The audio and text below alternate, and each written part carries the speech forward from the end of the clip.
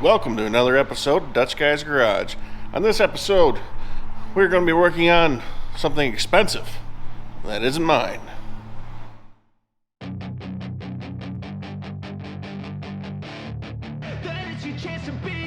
Hey kid, don't ever let them get inside your head. Life instead of everything you know that you can get. Don't let them guide your life towards your grave. What do you say we get thrown out of an Applebee's? In light of our new shop being mostly completed, 85%, 70%. It's close enough. It's got a roof and lights and power, but insulation and stuff's not done. And my neighbor's mowing, so that's wonderful.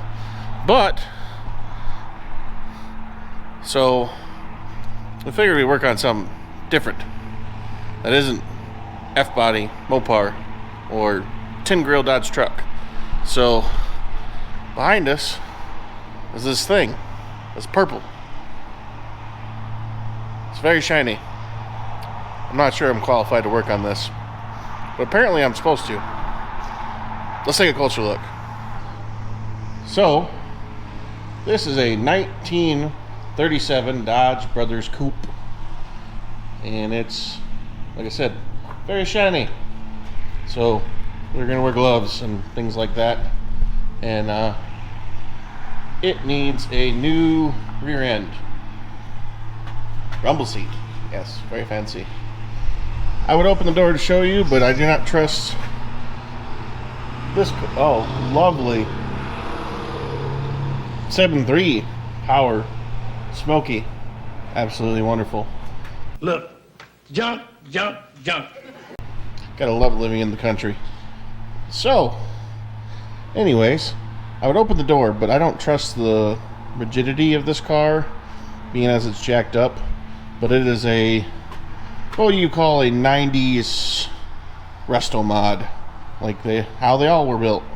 So it's got like S10 front brakes and Ford Thunderbird rear brakes and a Ford 9-inch with a like some form of bow tie power, because the owner didn't want the firewall cut up. Again, shiny paint, so we're being careful. So it's got AC and cruise control and overdrive, and it's purple. So it might look a little bit blue in this light, but it actually is it's shiny enough you can wave it yourself. It's a very nice purple and chrome, and very, very shiny. And we have to try and keep this thing clean. So it's very cool. I like the accoutrements that the early cars had. You could just throw open that side of your hood and work on your car. I don't think I'd like to work on the radiator though. That looks not the most fun. Wonderful headlight design though. I mean, I have a big hand. I got like a triple XL glove. That's bigger than my hand. That's bigger than my head. So you definitely want to drive this car in the rain. That pops up for in-cabin fresh air. This car has been converted to power windows and power all kinds of stuff, and fancy speakers and a rumble seat. I think the rumble seat's also on power. So in the rear window, that goes shoo. So very cool. Got these steps, factory Dodge steps. You step there, and you get in the car. And there's no seatbelts because we die like real men. So yeah, let's go underneath this thing. Oh look, you can see a Roadrunner. Shiny. So it's interesting down here. It's very, very interesting. I can pull the 9-inch, I think, without putting any stands on the actual frame, because the frame is very thin. This still has a factory X frame, it looks like. And for the younger ones out there who may be watching, yes, that is a thing. Let's go look at it. Oh, creeping. how big these steps are. Just massive. Itty bitty leaf springs though. But yeah, this is a factory X-frame. You can see the frame kind of triangulates this area here. It's very thin. Very thin. I actually tried putting a jack stand on it, and it kind of wanted to just buckle. It's got a whole bunch of holes in it. Whether or not that's factory, I don't quite know, but there's holes in there, so it's thin. And well, there's a fuel filter there. Huh. Wonder if he wants me to change that. That looks like a pain to get to. But solid. Very solid car.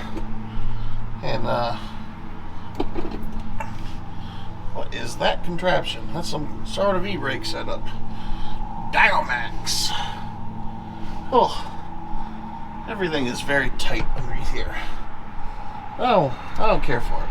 You guys probably don't like being upside down. So let's get you out of here. Let's pull this greasy, nasty thing. I wonder if there's even any oil in it. I guess we'll find out. Okay, now we've made some more forward progress, and the calipers are indeed FOMOCO. So we got forward brakes, forward rear end, all disc stuff, and it looks like the cone bearings are fine. So probably gonna put new ones on and new seals. The seal's pretty soft still, but this car was built in the heyday of the 90s.